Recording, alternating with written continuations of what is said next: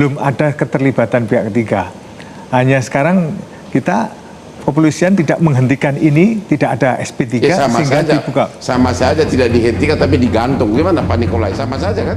Sebuah narasi yang terus-menerus coba dilekatkan dalam kasus ini adalah hasil rilis penyelidikan pihak kepolisian yang menyatakan belum ditemukan tanda-tanda adanya peran pihak ketiga. Sekilas, pernyataan ini mungkin terdengar biasa saja, sebuah kesimpulan dari proses penyelidikan. Namun, jika kita cermati lebih dalam, disinilah letak titik krusialnya. Pernyataan tersebut, yang bahkan didukung oleh Kompolnas, secara tidak langsung mengindikasikan bahwa bagi pihak berwenang, kasus ini sudah selesai. Mereka seolah tidak merasa perlu untuk membuka dan menyelidiki ulang.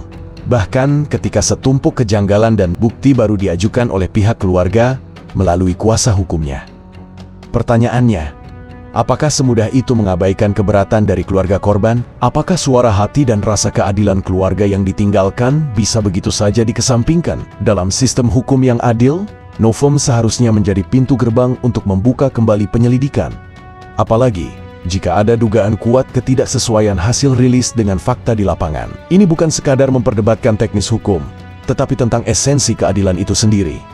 Maka dari itu, disinilah peran kita, Dr. Andis TV, bersama seluruh netizen di penjuru bumi. Dengan rasa kepedulian yang mendalam, kita tidak akan pernah berhenti menyuarakan keadilan. Keadilan bagi almarhum Arya Daru Pangayunan, dan keadilan bagi keluarga yang ditinggalkan. Kami akan terus menjadi mata dan telinga publik, mengawal kasus ini, karena kebenaran adalah hak mutlak yang harus terungkap, tanpa pandang bulu, tanpa alasan dan kepentingan apapun yang bisa menyembunyikannya. Ini adalah perjuangan demi menegakkan kembali kepercayaan publik terhadap aparat penegak hukum, yang belakangan ini kian tergerus oleh berbagai dugaan ketidakprofesionalan. Ya, Pak. Betul.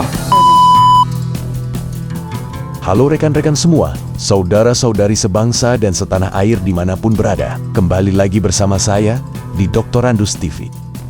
Kembali kita membedah teka-teki tak berujung dalam kasus kematian diplomat muda Arya Daru Pangayunan. Jika sebelumnya kita menguak serangkaian kejanggalan yang tak terjawab, malam ini kita akan melangkah lebih jauh. Kita akan masuk ke jantung misteri, menggali keanehan yang bukan hanya janggal, tetapi mengarah pada dugaan kuat adanya pembunuhan berencana yang terstruktur dan rapi. Sebuah temuan baru yang saya jamin akan sangat mengejutkan semua pihak.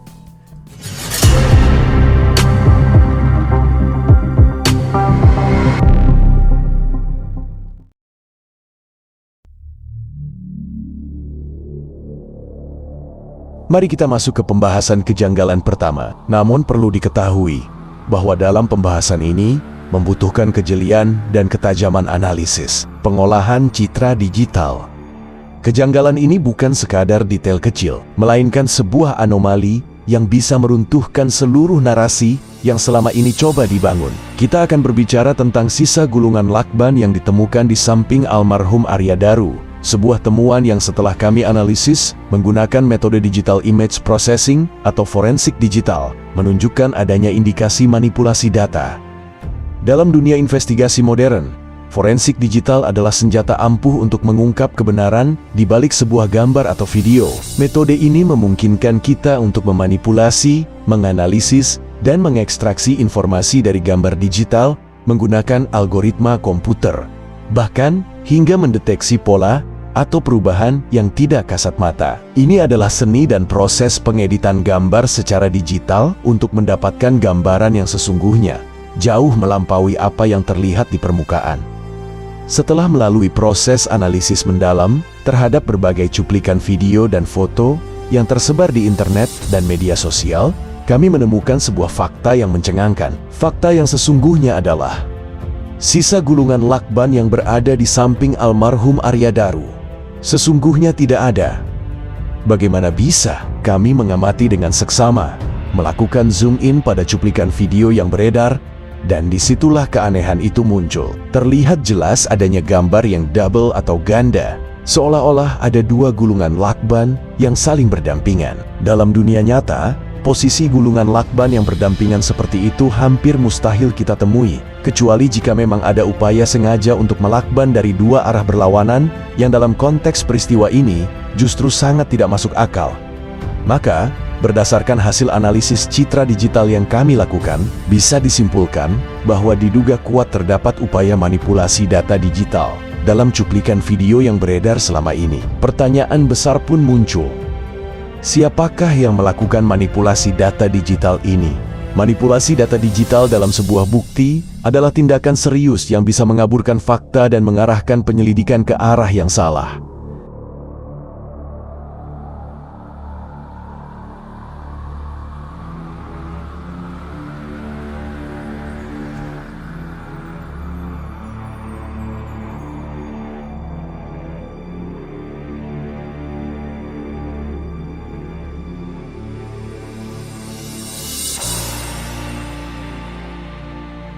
Dan bahkan belum usai di situ. Sebab betapa terperangannya kita ketika mengetahui bahwa temuan ini ternyata tidak hanya berdiri sendiri, melainkan didukung oleh fakta yang dirilis oleh pihak kepolisian, yang bahkan sempat disorot oleh penasehat ahli Kapolri, Bapak Irjen Pol Purnawirawan Arianto Sutadi. Masih ingatkah Anda dengan barang bukti nomor 8 yang dirilis kepolisian? Barang bukti tersebut adalah sebuah lakban dalam kondisi baru, alias bukan sisa gulungan lakban yang diduga telah digunakan.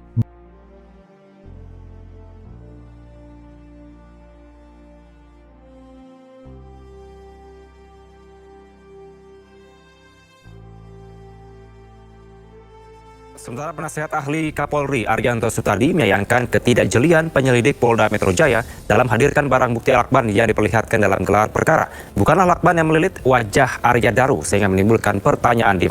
Jika memang sisa gulungan lakban itu ada, mengapa pihak kepolisian tidak menampilkannya? Fakta bahwa yang dirilis adalah lakban baru semakin menguatkan dugaan bahwa tidak pernah ada sisa gulungan lakban di samping almarhum.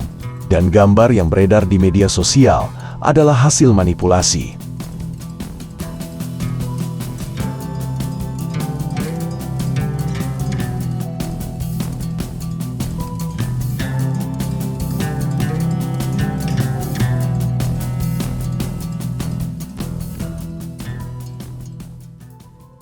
Terus apa yang dikatakan oleh Polda Metro Jaya terkait alat kontrasepsi itu? Tidak ada sangkut pautnya. Ya kan? Karena bukan pidana. Nah, keberadaan alat kontrasepsi dan pelumas dan segala macam, inilah yang memantik akhirnya kasak kusuk yang menurut saya sudah bisa jadi justru memojokkan sangat peyoratif terhadap almarhum dan keluarga almarhum. Jadi kita jangan mempoles bahasa. Inilah orang Indonesia ini sering mempoles bahasa, seolah-olah itu hal diperhalus. Padahal faktanya kembali lagi itu Polisi arahnya bahwa ini bunuh diri, begitu kan? iya. Hanifah gimana Bu Hanifah? Itu. Iya baik. Sebelumnya turut berduka ya untuk keluarga. Kalau saya kembali kepada bahwa kondisi almarhum termasuk dalam unnatural suicide. Karena pada dasarnya seseorang yang ingin melakukan bunuh diri biasanya akan menggunakan cara-cara cepat. Karena dia tidak akan menikmati, mana ada orang mau menikmati, saya mau menikmati detik demi detik. Karena tujuannya adalah meninggalkan dunia gitu. Ya. Tapi dengan proses yang sedemikian rapi, menurut kriminologi nampaknya ini menjadi unnatural suicide gitu ya. Karena memerlukan keterampilan khusus dalam berproses gitu, membungkus kepalanya, merapikan. Intinya nggak ada orang menikmati sambil bunuh diri, menikmati membungkus kepalanya dengan rapi, begitu? Ya, pasti akan menggunakan barang-barang yang cepat untuk meninggalkan dunia gitu ya. Ya. Kami memang melihat ada sesuatu yang janggal karena meninggalnya itu seperti tertidur pulas. Ya. Dengan bibir yang putih, pinggirannya ada hitamnya, kemudian ada dua garis panjang, mungkin itu yang lakban itu. Dan pada saat itu kami langsung... Ada luka-luka nggak atau lebam-lebam atau apa? Belum, pada saat otopsi luar belum, tapi pada saat istrinya datang dari Jogja, terus dilakukan otopsi dalam. Nah disitulah adik saya memotret bahwa sudah terlihat ada lebam-lebam.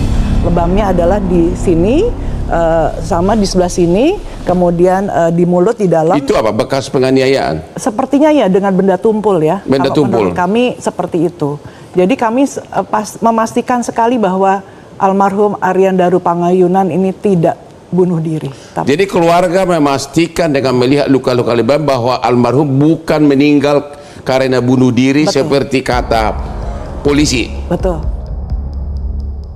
Sekarang kita memasuki pembahasan kejanggalan yang selanjutnya. Dalam pembahasan kali ini, yang tak kalah mencengangkan dan membutuhkan ketelitian luar biasa. Kejanggalan ini mengarah pada sebuah kecurigaan serius terhadap sosok penjaga kos itu sendiri. Jika kita perhatikan dengan seksama rekaman CCTV pada malam hari sebelum almarhum Arya Daru ditemukan meninggal, terlihat sosok yang mondar-mandir di area kos. Sosok ini, yang diduga adalah penjaga kos, memiliki karakteristik wajah dan postur tubuh yang tampak berbeda dengan sosok penjaga kos yang selama ini muncul ke publik. Loh, ini siapa ya? Apakah bapak penjaga kos ini punya saudara kembar ya? Waduh, ini makin kesini kenapa semakin serem ya? Kejanggalan ini menimbulkan pertanyaan mendalam. Siapakah sosok misterius yang terekam kamera CCTV pada malam itu? Mengapa sosoknya berbeda dengan penjaga kos yang kita kenal? Apakah ada dua orang yang menyerupai penjaga kos? Atau mungkinkah ada orang lain yang menyusup ke area kos pada malam kejadian? Poin ini sangat krusial, karena jika benar ada orang lain di lokasi kejadian, maka narasi tidak adanya pihak ketiga yang selama ini disuarakan oleh kepolisian akan runtuh sepenuhnya. Ini bukan lagi soal kesalahan sepele, melainkan indikasi adanya sosok misterius yang mungkin terlibat dalam peristiwa ini. Oleh karena itu, kami mendesak pihak berwenang untuk tidak mengabaikan temuan ini. Penyelidikan harus dilakukan lebih cermat dan mendalam, khususnya terhadap sosok yang terekam kamera CCTV pada malam hari tersebut. Forensik wajah, analisis postur tubuh, dan investigasi mendalam terhadap alibi semua pihak yang terkait harus dilakukan kembali. Sebagai kesimpulan, kejanggalan demi kejanggalan yang terus terungkap, mulai dari keterangan palsu, bukti yang dimanipulasi, hingga dugaan adanya sosok lain di tempat kejadian perkara, semakin menguatkan dugaan bahwa meninggalnya sang diplomat muda Arya Daru Pangayunan bukanlah peristiwa biasa. Ini adalah sebuah kasus yang penuh dengan misteri dan rekayasa. Dengan terungkapnya kejanggalan demi kejanggalan ini, tidak ada lagi alasan bagi pihak kepolisian untuk berdiam diri. Bapak Kapolri dapat memantau kasus ini dan segera membentuk tim khusus untuk melakukan penyelidikan ulang, tanpa melibatkan penyidik sebelumnya. Atau mungkin, Bapak Presiden Prabowo yang terhormat sudah saatnya membentuk tim independen gabungan untuk menuntaskan kasus ini. Ini bukan hanya soal keadilan bagi almarhum dan keluarganya, tetapi juga tentang mengembalikan kepercayaan publik kepada penegak hukum di bawah kepemimpinan Anda. Kejanggalan-kejanggalan ini tidak dapat dibiarkan begitu saja, demi tegaknya keadilan di negeri ini.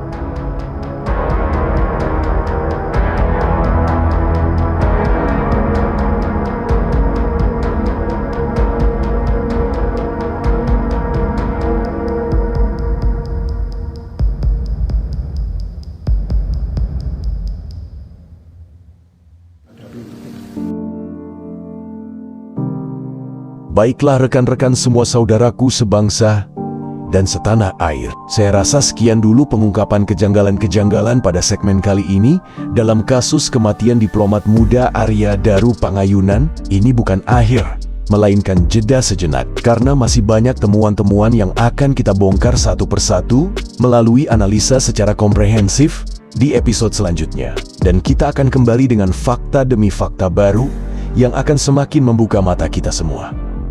Kasus ini tidak bisa kita biarkan begitu saja. Sejarah telah mengajarkan kita tentang kasus-kasus rekayasa yang terstruktur dan terkoordinir. Jangan biarkan kasus Arya Daru Pangayunan menjadi presiden buruk yang memungkinkan oknum aparat kembali mengulangi kesalahan serupa di masa depan. Kita harus terus mengawal, memberikan atensi publik, karena hanya dengan begitu, kebenaran akan terungkap. Semua yang kita lakukan ini pada dasarnya adalah bentuk dukungan kepada aparat penegak hukum. Kami percaya, di antara mereka masih banyak yang berintegritas dan bekerja dengan profesional. Kami berharap, dengan adanya dorongan dari publik, penyelidikan ini bisa dilakukan secara komprehensif, akurat, profesional, dan transparan. Terakhir, kami ingin menyampaikan pesan kepada keluarga almarhum Arya Daru Pangayunan. Jangan merasa sendirian dalam perjuangan ini. Kami ada di sini untuk mendampingi Anda. Setidaknya, kami berharap pihak kepolisian mau menunjukkan seluruh rekaman CCTV yang ada kepada Anda, tanpa ada yang disembunyikan. Karena jika pihak keluarga saja tidak mendapatkan keadilan, Bagaimana mungkin masyarakat luas bisa mempercayai proses hukum ini? Mari kita kawal terus kasus ini sampai tuntas. Sampai keadilan benar-benar dirasakan oleh keluarga yang ditinggalkan. Karena keadilan adalah hak setiap warga negara. Dan sudah seharusnya negara hadir untuk memastikan itu. Silahkan berikan like dan komen dalam video. Pembahasan ini dalam rangka keikutsertaan kita di dalam menyuarakan kebenaran dan menegakkan keadilan. Share video ini sebanyak-banyaknya. Jangan lupa subscribe dan aktifkan lonceng notifikasinya agar selalu mendapatkan update pembahasan pengungkapan fakta-fakta baru yang selanjutnya dari channel ini. Dan seperti biasa, saya Dr. Andus TV. Terima kasih sudah menonton hingga akhir. Sampai jumpa di segmen berikutnya. Tetap waras, tetap kritis, tetap cerdas, dan salam keadilan. Keadilan sosial bagi seluruh rakyat Indonesia. Merdeka!